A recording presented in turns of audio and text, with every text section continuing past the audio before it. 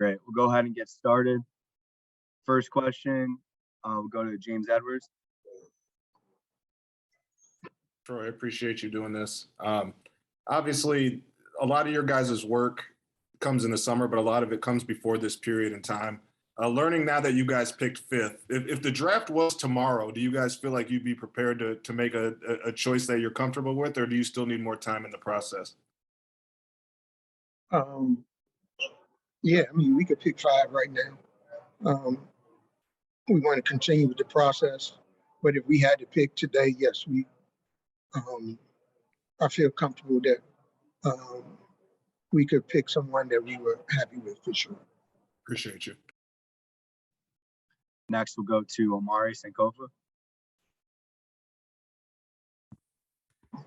Hey, Troy, when we talked to you last, you said you didn't see much of a drop-off from the top 3 in this year's class. Just how would you compare this class overall to last year, which a lot of evaluators seem like they're a bit higher on, and just how much would a combine and team workouts kind of help shape this process as well? Yeah, I mean, I've been on record saying I like this draft as much as last year's draft. That can be debated, but I'm comfortable with the players that are slated in the top half of the lottery. Looking forward to that out the process. So, no, I mean, I think it stacks up very well versus last year's picks. Next question, we'll go to Keith Langlois. Troy, last year with the number 1 pick and more of a unsettled or a roster that still was in development, I think it's probably fair to say that you were simply looking for nothing more than the guy you thought would be the best NBA player. Now that you've got some pieces in place, and especially with Cade as the guy who looks to be the guy who will be at the center of your offense for the foreseeable future, does the identity of this pick have something to do with how well he complements Cade and the rest of that core, or is it strictly still picking the guy you think will be the best player 2, 3, 4 years down the road? Yeah, I mean, absolutely, we're going to pick the guy that fits best for the organization moving forward. He'll have the same, attributes that these other guys have, but you absolutely factor in, Cade and the rest of the guys. But that's easy because these guys have so many similarities. Cade, Sadiq, Isaiah, except so this won't be difficult to add this person and player to the mix.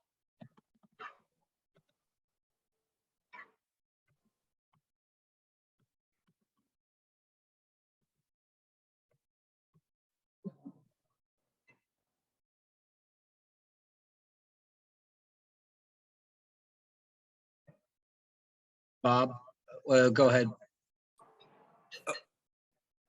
It's me. Okay. Troy, maybe you should, according to the standings, should have got the 3rd pick, fall into 5. Knowing what the slotting is of the top 5 or 6 or 7 players, is that a disappointment? Is it close enough that it mitigates any disappointment in slipping a little bit? I mean, Bob, you guys know me. I mean, we don't cry over spilt milk. We don't cry. We're gonna pick 5 and we'll be ready for 5. We're gonna do our homework, vet it all out. So no, there's no disappointment where we're picking. We're excited to be able to draft number 5, and we'll be excited to make that pick, and we'll be ready to go on draft night. Now we'll go for Matt Derry. Troy, you the broadcast tonight on ESPN, they really were profiling almost like a big 3 for this draft in terms of how they were kind of promoting everybody's got to get into the top 3. I know you just answered Wojo's question about not being in that, but do you view this as a need, obviously, to add some length in a big, and obviously 2 of the 3 guys they profiled were bigs? Does that have any effect on what you're going to do? And how are you viewing the rest of the guys maybe in that 2nd tier? No, I didn't see it as a big 3. I think there's tremendous players all along the board. I mean, length. Everybody wants to add length and size. I think you can get in trouble when you reach for that. I mean, I think Portland, if they could draft again, they would draft Jordan over Bowie, who had length and size. So, no, we're going to pick the best player for us. Length, size, speed, it really doesn't matter. We pick the best player for the Pistons. So we're very comfortable with the guys that are all along the board in the lottery.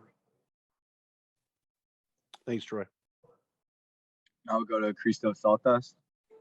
Hey, Mr. Weaver, thank you for your time, first of all. In terms of the development of your players in previous years, what gives you confidence that the Pistons are the franchise and an organization that is an attractive place for young players to develop their skills? Well, setting the culture here of working hard, being selfless. Coach Casey and his coaching staff have done that. I mean, we're confident because the last 2 drafts, we've had 3 players make all rookie. So we're very comfortable with our culture here and what the coaches have been able to do with these young players. So we stand on that, and we're confident that whoever we add to our mix will be able to assimilate and follow the rest of the group.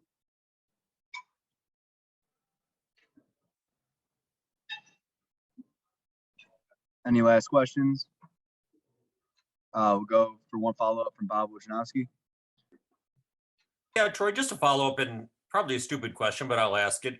As you watch these NBA playoffs unfold, I don't think anything maybe has surprised you, but is there clues to be gleaned from how these teams have advanced through the NBA playoffs and how it can impact your team? Clues all the same. You got to play defense, you got to play together, and you got to be able to make shots. So that's every good team can do those 3 things. We're no different. We're trying to make sure we can emulate that and, add this player in the draft and what we do in free agency will help us continue to, move the ball forward, what we're trying to do here.